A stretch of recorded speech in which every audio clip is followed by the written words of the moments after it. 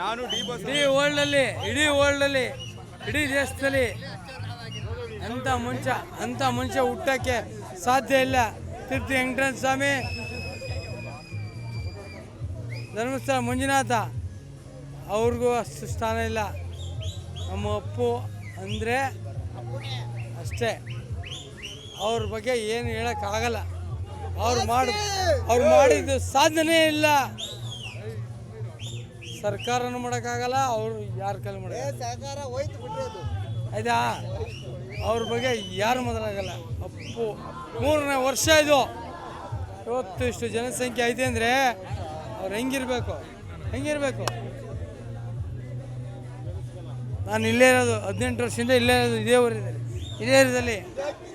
ಆದರೆ ಅವರು ಅಂದರೆ ಏನು ಹಿಂಗಿರ್ಬೇಕು ಅಂತ ಮುಂಚೆ ನಮ್ಮ ಮಕ್ಕಳಿಗೆ ಮೊಮ್ಮಕ್ಕಳಿಗೆ ಹೇಳಿ ಸಾಯ್ಬೇಕು ನಾವು.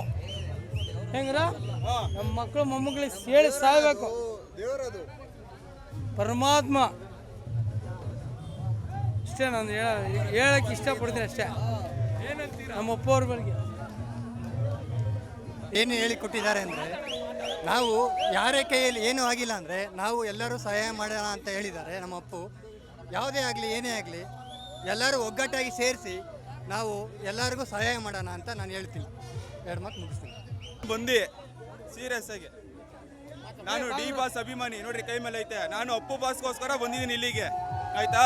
ಅದು ನಮ್ಮ ಬಾಸ್ಗೋಸ್ಕರ, ಅಪ್ಪು ಬಾಸ್ ಅಭಿಮಾನಿ ಇವರು, ಅವ್ರಿಗೋಸ್ಕರ ನಾನು ಇಲ್ಲಿವರೆಗೂ ಬಂದಿದ್ದೀನಿ.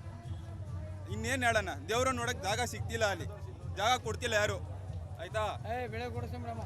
ಯಾರು ಜಾಗ ಕೊಡ್ತಿಲ್ಲ ನಮ್ಗೆ, ಅಲ್ಲಿಂದ ಬಂದಿದ್ದೀವಿ. ನಾನು ಅವ್ರಿಗೋಸ್ಕರ ಬಂದಿದ್ದೀನಿ. ಅಪ್ಪು ಬೀದಿಯಿಂದ ಸಂಘಟನೆಯಿಂದ ಕೇಳಿದ್ರು ಪ್ರೀತಿ, ಅಪ್ಪು ಬಾಸ್ ಮೇಲೆ ಇರೋ ಪ್ರೀತಿ, ಆ ಪ್ರೀತಿ ಜನಗಳಿಗೆ ಗೊತ್ತು ಅಪ್ಪು ಬಾಸ್ ಹೆಂಗೆ ಅಂತ. ನಾವು ಡಿ ಬಾಸ್ ಅಭಿಮಾನಿ, ಇಬ್ರು ಡಿ ಬಾಸ್ ಅಭಿಮಾನಿ ಆಗಿರ್ಬೋದು. ನಾವು ಅಪ್ಪು ಬಾಸ್ಗೋಸ್ಕರ ಇಲ್ಲಿವರೆಗೂ ಬಂದಿದ್ದೀವಿ. ಅಭಿಮಾನಿ ಯಾಕೆ ಎಲ್ಲ ಒಂದೇ ದೇವಸ್ಥಾನಕ್ಕೆ ಬಂದಿದ್ದೀವಿ, ದೇವಸ್ಥಾನಕ್ಕೆ ಜಾಗ ಸಿಗ್ತಾ ಇಲ್ಲ, ಆಯ್ತಾ.